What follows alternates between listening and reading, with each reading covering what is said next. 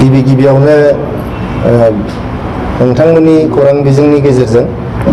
जोंनि बड'लेण्डनि रायजो राजाफोरनिसिम फैगौ दिवालीनि थाखाय गोसो गोरबोनि हामलायनाय जासिहरबाय। जोंनि UPPL हान्जानिफ्राय बयनिसिमबो दिवालीनि गाहाम हामलायनाय जासिहरबाय।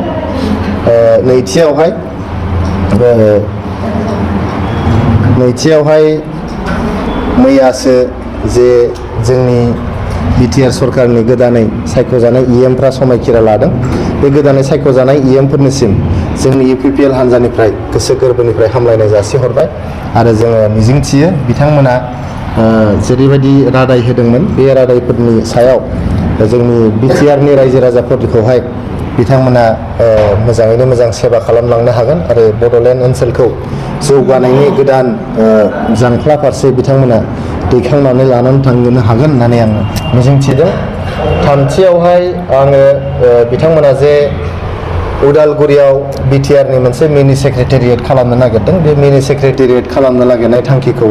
आङो गोसो गोरबोनिफ्राय बरायदों आरो बिथांमोनखौ गोजोननाय बावहरदों। गोजोननाय बावहरनायजों लोगोसे जों खावलायनो लुबैदों जे मिनि सेक्रेटारियेट खालामगोन होननानै बिथांमोना फोसावदों, खिन्थु बे मिनि सेक्रेटारियेटनि थाखाय जे बाजेट एल'केट खालामनांगौ बाजेटखौ बिथांमोना एल'केट खालामाखै। थाबैनो मिनि सेक्रेटारियेटनि थाखाय बाजेट आरो मावफारियाफोर हिउमेन रिसर्स बेयाव डिप्लय खालामनांगौ होननानै आं खावलायदों। नङाबा मिनि सेक्रेटारियेटखौ बानायनानै बेयाव खामानि मावग्रा मानसि जुदि रावबो थायाब्ला बे मिनि सेक्रेटारियेटआ माबोरै सोलिगोन, रायजो राजाफ्रा बेनिफ्राय मा बेनिफिट मोनगोन? बेखायनो खालि बेयो मोनसे स्ल'गानल' जानानै थायाबालायनो आरो मोनसे प्रमिसल' जानानै थाब्लानो बिथांमोना जाहाथे बाजेट आरो हिउमेन रिसर्स बेखौ जाहाथे थाबैनो बिथांमोना एल'केट खालामो, बेनि थाखाय खावलायनाय थाबाय। ब्रैथियाव बिथांमोना जे थाबैनो माने लेन्ड सार्भे खालामनानै थाबैनो हा पाट्टा होनायनि जे बिथांमोना थांखि लादों बेखौ जोङो बरायदों। जोंनि सरकारनि टाइमाव कर'ना भाइरास आरो लकडाउन थासेयावबो 3,50,000निबो बांसिन सुबुंफोरनो जोङो हा पाट्टा होबोनो हादों, न'खरफोरनो हा पाट्टा होनो हादों। आरो जोङो जिहेतु BTR काउन्सिला गिबिसिन मोनसे काउन्सिल जाय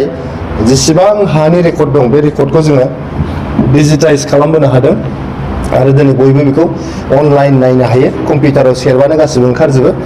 बेखायनो बिथांमोननि थाखाय जोबोद गोरलै खामानि जागोन हा होनाया। ओंखायनो थाबैनो बे हा होनायनि खामानिखौबो बिथांमोना टाइम बाउन्ड मेनाराव जाहाथे होयो बेखौहाय खावलायहरनाय थाबाय। बाथियाव बिथांमोना जे दा जे 15 फाइनान्स आरो 6 फाइनान्सनि टेन्डार जाखांनायफोरखौ टेन्डारफोरखौ केन्सेल खालामनो नागिरदों। बे खालामनो नागिरनाया बेयो आनकनस्टिटिउसनेल, एगेन्स्ट द रुल्स। मानो होनोबा जोंनि BTRनि जायफोर थिकादार बिथांमोना सरकारि एडभार्टाइजमेन्टनि गेजेरजों बिथांमोना जे टेन्डार प्रसेसआव बाहागो लादों आरो बिथांमोना सालान दाननानै नङा होमबा ट्रेजारि सालान दाननानै बिथांमोना जे टेन्डारखौ बाहागो लादों आरो बिथांमोना दिनै टेन्डारखौ मोनदों। मोननानै बिथांमोना रायजो राजाफोरनि खामानिफोरखौ मावनानै होनो थाखाय सिगांबोदों। दिनै बिथांमोना केन्सेल खालामनानै होयोबा बै थिकादारफ्रा हालाय हाफाय जागोन। बेनि थाखायनो बे थिकादारफ्रा रावबो नङा, नोंथांमोननिनो जोंनिनो बिदा फंबाय।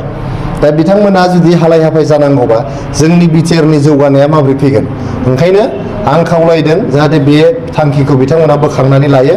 आरो जे टेन्डार प्रसेसफोर जालांदों बे टेन्डार प्रसेसखौ जाहाथे बिथांमोना एक्सेप्ट खालामनानै बे थिकादारफोरखौ खामानि मावनो होयो, बिनि थाखाय खावलायनाय थाबाय। जों 2020 मायथाइयाव जेब्लानाखि बिथांमोननिफ्राय जोङो सरकारखौ माने लादोंमोन, बे समाव गोबां बेबायदिनो बेआइनि भाबै होनाय टेन्डारफोर दङमोन, जों बेफोरखौबो केन्सेल खालामाखै। बिथांमोना 2,900 रांनि बिथांमोना लायबिलिटि खालामदों। 2,900 जेराव 2,900 कौटिनि जे लायबिलिटि बिथांमोना गालांदोंमोन, बेवहायबो जोङो बेखौ केन्सेल खालामाखै आरो फ्राय 300 कौटिनिबो बांसिन, फ्राय 400 कौटिसो जोङो बे लायबिलिटिफोरनि बिलखौ जोङो होबोनो हादों। मानो होनोबा बैफोर मानसिफ्रा रावबो नङा, बे थिकादारफ्राबो BPFनि दिनाव मोननाय थिकाफोरबाबो बिथांमोना जोंनिनो बिदा फंबायफोर, जोंनिनो ओनसोलनि सुबुंफोर। बिथांमोना जोबोद खस्थ' खालामनानै लामा दालां स्कुल कलेज बानायनानै होदों, गावनि सिपिनि रांजों बिथांमोना बेखौ खालामनानै होदों। दा बिथांमोना जुदि बिलखौ मोनाबा माबोरै जानो? जोंनो गासै 400 कौटिसो होबोबाय। दा आं खावलायनो लुबैदों जिहेथु बैफोर माने कन्ट्रेक्टखौ बिपिएफनि दिनावनो 2020 मायथाइनि सिगांनो बिथांमोना मोनदोंमोन जेसेबां लायबिलिटि बिल मोननांगौ दङ बेखौ जाहाथे बिपिएफ सरकारा हाग्रामा महिलारि सार दैदेननाय सरकारा जाहाथे थाबैनो बै लायबिलिटिफोरखौ होयो मानो होनबा बै थिकादारफ्रा सोरनाबा लन लानाय सोरनाबा हावलार लानानै हा फाननानै बेंक क्रेडिट लानानै बिथांमोना बे थिकाफोरखौहाय दैखांनानै होदोंमोन आरो दा बिथांमोना बिराद गिदिर मोनसे अलखदाव बिथांमोना दङ ओंखायनो जिहेतु बिपिएफनि दिनावनो बै टेन्डारफोरखौ होनाय जादोंमोन बे लायबिलिटि बिलफोरखौ जाहाथे थाबैनो होयो बेखौबो आंहा खावलायनो थाबाय बिथांमोना बुंदों जे दिनैहाय माबा फरेस्टनि साख्रि होनायखौ बिसिडिसिनि सेक्रेटारि साख्रि होनायखौ बिथांमोना तदन्त खालामगोन मागोन होननानै बुंदों बियो जोबोद मोनसे दुखुनांथाव बाथ्रा जे प्रपार प्रसेस फल' खालामनानै एडभार्टाइजमेन्ट होनानै इउनिभार्सिटिखौहाय रिटेन एग्जामिनेसन कन्डाक्ट खालामहोनानै आसाम पुलिसखौहाय फिजिकेल टेस्ट खालामहोनानै आरो सिएसबिखौहाय अरेल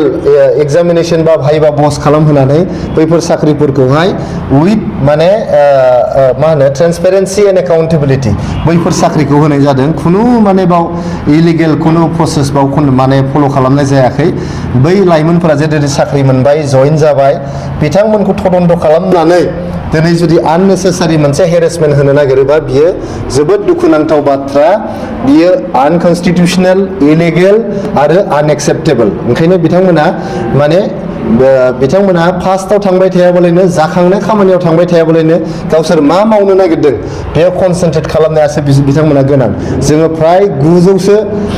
थार्ड ग्रेड आरो फर्थ ग्रेडनि साख्रि बिथांमोना गारबोदों जों होबोस्लाबनो हायाखै जोंना सरकारनि टेनियरा डिसेम्बरसिम दङमोन माने जोंनि बिसायख'थिया सेप्तेम्बरावनो जानानै होबाय बिसायख'थिनि कड अफ कन्डाक्टआ थाबैनो जाना होबाय जायनि थाखाय थार्ड ग्रेड आरो फर्थ ग्रेडनि साख्रिखौ जोङो होबोनो हायाखै इन्टारभिउनि रिजाल्टफोरखौ होबोनो हानाय जादों आरो टेट क्वालिफाइडफोरनि थाखाय फ्राय 1100 फोरोंगिरिफोरनो होनायनि थाखाय जोङो गासिबो प्रसेसखौ कमप्लिट खालामबोजोबबाय खालि एपइन्टमेन्टल' होनांसिगौ एकदम माने इलिजिबल जायफोर प्रपार प्रसेस खालामनानै बिराद गोरों प्रफेसारफोर ससियेल एक्टिभिस्टफोरखौहाय कमिटि दानानै होनानै जाहाथे मोजां मानसिफ्रा मोनो क्वालिफाइड इलिजिबल मानसिफ्रा मोनो बे प्रसेसखौ फल' खालामजोबनानै खालि एपइन्टमेन्टल' होनांसिगौमोन बे एपइन्टमेन्टफोरखौ जाहाथे बिथांमोना थाबैनो होयो थांनायाव माने फार्स्टआव थांबाय थायाबालायनो फिउचारखौ जाहाथे बिथांमोना फकास खालामो बेखौ आंहा खावलायनाय थाबाय आरो मोनसे डिसिसन बिथांमोना लादों जे नन सिएसबि जायफोर साख्रि मोनदोंमोन फ्राय 570 सुबुंफोरखौहाय इन्टारभिउ गैयाजासे सिएसबिनि खुनु प्रसेस गैयाजासे एडभार्टाइजमेन्ट गैयाजासे 2020 मायथाइसिम बिथांमोना एपइन्टमेन्ट होबोदोंमोन बे एपइन्टमेन्ट मोननाय सुबुंफोरनो बिथांमोना दानारि बान्था होनो नागिरदों बा दानारि होनो नागिरदों सालारिसफोर होनो नागिरदों आराय बोसोरनि खननै होनो नागिरदों बेयो जोबोद मोनसे वेलकाम मुभ बेयो मोजां मोनसे डिसिसन जादों बे सालारिखौ थाबैनो बिथांमोना जाहाथे होयो बेखौनो जों खावलायनाय थाबाय जों जोबोद नाजादोंमोन बिथांमोनखौ नैबे थार्ड ग्रेड आरो फर्थ ग्रेडनि जे साकरि बेयाव बिथांमोनखौ सोसननानै बिथांमोननि साकरिखौ जों रेगुलाराइज खालामनो जों नाजादोंमोन जोङो सालारिबो होनो नाजादोंमोन खिन्थु बबे हेडनिफ्राय बिथांमोननि सालारिफोरखौ होगोन बेखौ जोंनि अफिसारफ्रा नागिरनानै मोनाखैमोन अफिसारफोरखौ जोबोद जोङो नारसिनदोंमोन खिन्थु अफिसारफ्रा गिनानै जे खुनु प्रसिडिउर गैयाजासे प्रसेस गैयाजासे होनाय साकरिनि सालारिखौ बोरै होनो होननानै अफिसारफ्रा एग्रि जायाखै प्रिन्सिपाल सेक्रेटारिया एग्रि जायाखै सेक्रेटारि पार्सनेल डिपार्टमेन्टआ एग्रि जायाखै बिनि थाखाय जों बे दरमाफोरखौ होनो हाबाखै बियो जोबोद दुखुनांथाव जादों क'क्राझार डेभेलपमेन्ट अथ'रिटिया जेब्लानाखि जों सरकाराव फैदोंमोन जोंना बिथां आदा किशोर बसुमतारीमोन नामा आदा किशोर बसुमतारी जोंनिनो मानसि मानगोनां सिबाय चेयारमेन जानानै दंमोन जों मालाबाबो क'क्राझार डेभेलपमेन्ट अथ'रिटिखौ सिफायाखै आदा किशोर बसुमतारीखौ गावनि टेनियरखौ जोबहोथारनानैसो जोङो माने गोदानै क'क्राझार डेभेलपमेन्ट अथ'रिटिनि दाखालिसो इलेक्सननि सिगांसो जों एपइन्ट खालामदों आदा रुदै दैमारिखौ दा बेखौ बिथांमोना सिफायदों होननानै बुंदों बेनि मा लिगेल अपसन्स दङ बेखौ जों नायबाय थादों खिन्थु बे जोबोद दुखुनांथाव जादों जे नोंनि सरकार फैजोबबा जे गासिबो बायजोबनांगौ रायजोनि खामानिखौ जे नोंल' मावनांगौ बेबायदि इग'खौ लानानै खामानि मावोबा रायजोनि मालाबाबो सेबा खालामनो हानाय नङा जोङो फकिराग्रा मिउनिसिपाल बर्ड बावाखै नै बोसोरसेसो सिगांसोल' जोङो सिफायदों बे बिपिएफनि दिनावनो एपइन्ट खालामनायमोन क'क्राझार मिउनिसिपाल बर्डआ जोङो चेयारमेना फकिराग्राम ओंखायनोथ' चेयारमेनखौ जोङो कन्टिनिउ खालामहोदों जों मालाबाबो सिफायाखै बेखौ बे रायजोनि सेवा खालामनायनि खामानिसो बेयाव खुनु पावार देखायनाय बा इग' देखायनाय बेबायदि जेबो बेहाय थाया नोंथांमोना बुजियाखै खोमा गोदान गोदो नोंथांमोना BPF नि सरकार दाजेननानै BTC गठन जानायनि उनाव नोंथांमोना गोबां माने माबाजों इम्पिउनिटिजों गोबां इग'जों सरकारखौ सालायदों खिन्थु दाथ' बुजिबाय नोंथांमोना 5 बोसोराव बे अपोजिसनावबो थाबाय जों नोंथांमोनखौ माब्लाबाबो रायाखै नोंथांमोननो गाज्रि थासारि जों क्रिएट खालामाखै नोंथांमोन बायदि जों मानसिफोरनि न'आव थांनानै फरखा गावदेरहैयाखै सोरखौबा जोङो बुवाखै बड'फानि मोखाङाव जोङो हाब्रु आरो गोबोरखि साराखै जोङो खुनु रुपनाथ ब्रह्मनि माने गोसोखांथियाव बानायनाय जे मेम'रियेल दं बेखौ जोङो धंस' खालामहैयाखै जों रावनिबो जोङो गाज्रि खालामाखै 5 बोसोर सरकारावहाय जोङो फंसे सोदोबबो गाज्रिबो नोंथांमोननि एगेन्स्टै बुङाखै गतिके दिनैहाय नोंथांमोना सरकाराव फैग्रोमोना जे गासिबो जिनिसखौ सिफायजोबनानै गावनिल' मानसि थानांगौ बेबायदि साननाया मोनसे डेम'क्रेसिनि हेंथा मोनसे सिन्ताधारा गतिके बेबायदि साननायखौ नागारनो थाखाय आङो BPF नि दैदेनगिरिफोरखौ खावलायहरदों माने सरकाराव फैनाया बिराद रंजानांगौनि बाथ्रा नङा बेयो मोनसे बिराद गिदिर बिबानसो रायजोखौ सेवा खालामनांगौ रायजोनि जौगानायनि खामानि मावनांगौ रायजोनि जेंना जेंगोनाखौ सुस्रांनांगौ नङा होमबा साफ्रोमबो रायजोनि मोनफ्रोमबो जेंनाफोरखौ फाफ्लियाव रुजुनानै खर'आव रुजुनानै खामानि मावलांबाय थानांगौआ बियो मोनसे गिदिर बिबान बे गिदिर बिबानखौ नोंथांमोना रुजुनानै मावलांनांगोनसो बेयाव खालि सिफायनाय बुफायनाय नङा होमबा होखारनाय बेबायदि मेन्टेलिटिजों खामानि मावोबा नोंथांमोना मोजां खामानि मावनो हानाय नङा फैगोन 5 बोसोराव 5 बोसोराव अलरेडि 1 मासानो थांखानोसै ने होमबा नोङो नैबे बोसोरा थाङोबा 4 बोसोरल' आखायाव थानोसै 4 बोसोराव लास्ट इयारखौ नोङो इलेक्सननि थाखाय दोनदो आखायाव 3 बोसोरल' दङ बेनि गेजेराव MLA इलेक्सन फैगोन बेनि गेजेराव MP इलेक्सन फैगोन थ' गतिके नोंथांमोना कनस्ट्राक्टिभ खामानियाव जे रादायखौ होनानै नोंथांमोना सरकाराव फैदों बे रादायफोरखौ माब्ला मावफुंगोन नोंथांमोना खालि सिफायनाय खालि तदन्त खालामनाय होखारनाय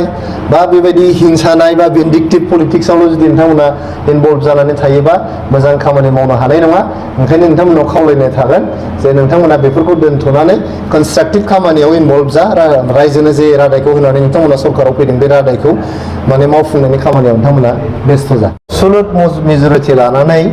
40आव 28 मासि मोननानैबो हारसिङै सरकार दानो जे हायाखै गुबुननि सायाव सोनारनो गोनां जादों बेखौ नोंथांमोना BPF नि दैदेनगिरिफोरनावसो सोंनांगोन बिथांमोना मानो हादिया मा कम्पालसन दं नङा होमबा सिङाव मा इलु दं बेखौ नोंथांमोना एसे सोंनानै नायदो बिथांमोना मा फिननाय होयो बिथांमोनहा जेरैबायदि दिनै गुबुन हान्जाफोरनि सायाव सोनारनो गोनां जादों आं सानो बिसायख'थिनि सिगांनो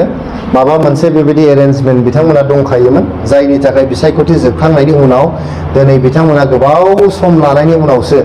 मैयासो बिथांमोना EMफोर एपइन्ट खालामनो हादों आरो EM एपइन्ट खालामखांनानैबाबो बिथांमोना गुबुन हान्जानि सायावसो सोनारनो गोनां जाबाय थादों बियो सिङाव माबा मोनसे बिथांमोनहा कम्पालसन दङ बिथांमोना हारसिङै इन्डिपेन्डेन्टलि खामानि जे मावनो हायाखै बे बाथ्राफोरखौनो फोरमायदों नाथाय नोंथांमोना BPF नि दैदेनगिरिफोरनावसो मानो दिनैसिम सरकारखौ हारसिङै बिथांमोना दानो हायाखै नोंथांमोनखौ आं गोबां खेब बुंखांबाय जे जोङो UPPL हिसाबै 2020 मायथाइनिफ्राय 2025 मायथाइसिम NDA नि सरकार जोंहा BTR आव दङमोन 2026 मायथाइनि आसाम एसेम्ब्लिनि बिसायख'थिसिम जोंहा NDA जों थानायनि कमिटमेन्ट दङ आरो निउ दिल्लीयाव जोंनि सानै मेम्बार अफ पार्लियामेन्टआ 2029 मायथाइसिम NDA जों थानायनि कमिटमेन्ट दङ